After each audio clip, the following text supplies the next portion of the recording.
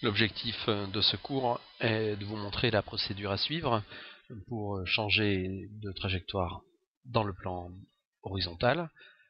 En clair, changer de route. Nous allons donc voir les virages à faible inclinaison en palier, en montée et en descente. Nous voilà donc face à un avion en virage en palier à gauche. L'inclinaison est de l'ordre de 20 à 30 degrés. Le virage est en palier. Alors, pour effectuer ce type de virage, les commandes principales à utiliser sont, dans un premier temps, le gauchissement, pour générer l'inclinaison.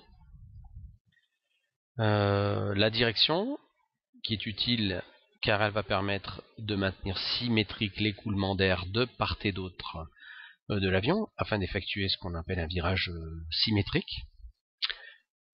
Et la profondeur, puisqu'elle va nous permettre de maintenir le vol en palier en générant un surcroît de portance correspondant à l'inclinaison de l'avion.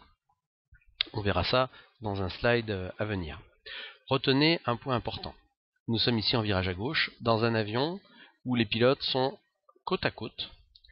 Et vous allez voir que sur le virage suivant, le repère, c'est-à-dire la représentation qu'on a là de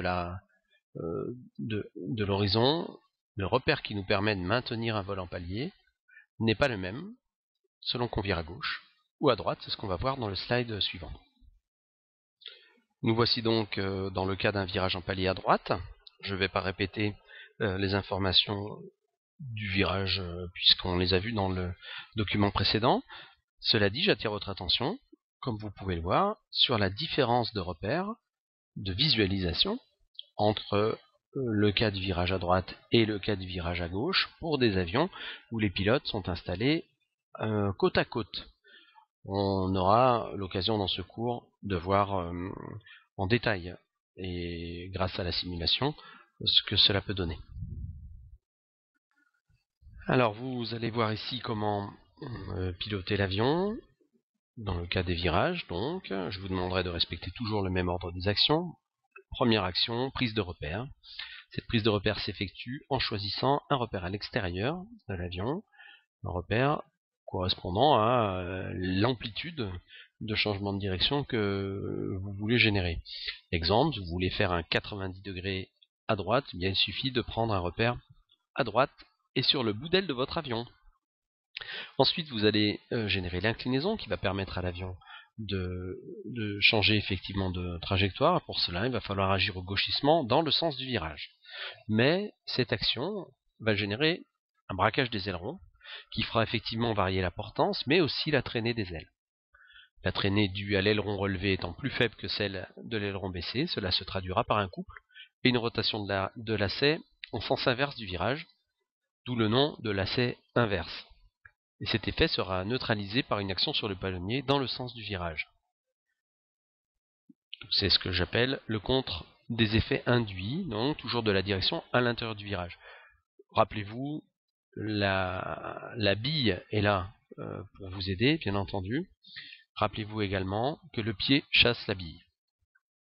Et enfin, quatrième action, ces actions étant quasiment toutes simultanées, mais je les ai décomposées pour une simple raison pédagogique, soutenir l'avion à la profondeur en fonction de la valeur de l'inclinaison de l'avion. C'est ce que l'on appelle le facteur de charge. Si vous voulez que votre avion reste en palier en virage, il va falloir générer un surcroît de portance correspondant à cette valeur de l'inclinaison. Alors pour nos inclinaisons faibles, on se contentera, comme je l'ai écrit là, de soutenir légèrement l'avion à la profondeur par une action à cabrer extrêmement subtile. Vous allez vous en rendre compte de vous-même en vol. Ici, les erreurs classiques concernant les virages. Alors la première de ces erreurs, c'est l'oubli du prise de repère avant le virage. Prenez votre temps, choisissez un repère en tentant de mesurer l'angle qui vous est demandé. Je vous rappelle, 90 degrés en bout d'aile, 45 degrés entre l'axe avion et le bout d'aile. À partir de là, on peut faire beaucoup de choses. Deuxième erreur, inclinaison trop forte ou trop faible. Souvent, aussi paradoxal que cela soit, l'inclinaison est trop forte. Troisième erreur, pas d'utilisation de la direction. C'est dommage car ça donne un virage non coordonné. L'erreur fréquente également consiste à ne pas soutenir l'avion à la profondeur, ce qui va amener, vous allez le voir dans l'exemple, ce qui va amener l'avion à entrer en piqué, en descente.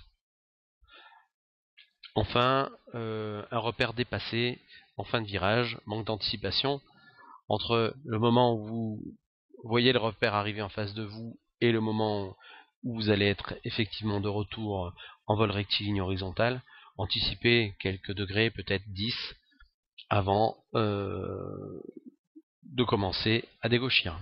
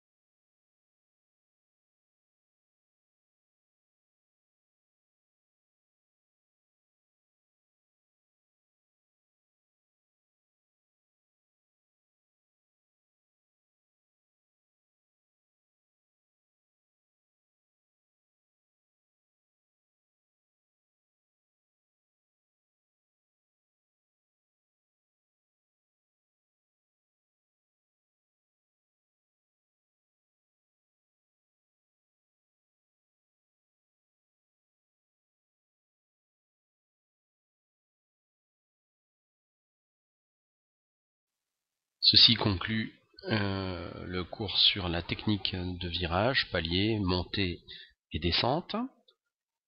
Je vous invite à poursuivre votre parcours formation. Pensez d'ores et déjà que vous n'êtes pas seul en l'air et quand vous changez de direction, potentiellement d'autres avions peuvent se trouver sur votre trajectoire. On verra dans une partie du cours ce que l'on appelle la surveillance du ciel.